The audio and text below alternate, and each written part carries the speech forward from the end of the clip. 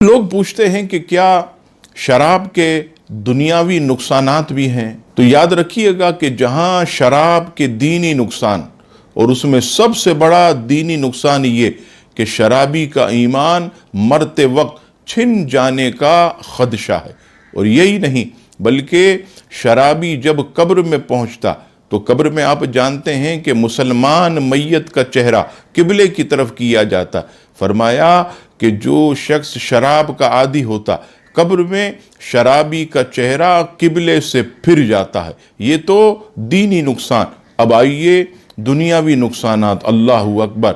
शराबी इब्तिदा में बदन इंसानी ये शराब के नुकसानात का मुकाबला कर लेता।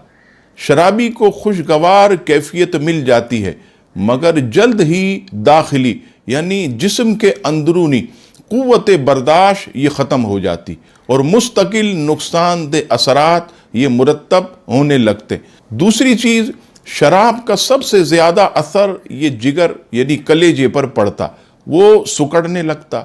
तीसरी चीज़, गुर्दों पर इजाफी बोझ पड़ता जो निढाल होकर नाकारा हो जाते। चौथी जो दुनियावी तकलीफ पहुंचती है शराबी को, मैदे में सूजन हो जाती।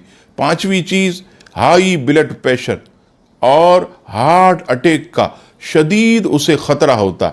छठी चीज़, हड्डियां नरम और खस्ता यानी बहुत ही कमज़ोर हो जाती।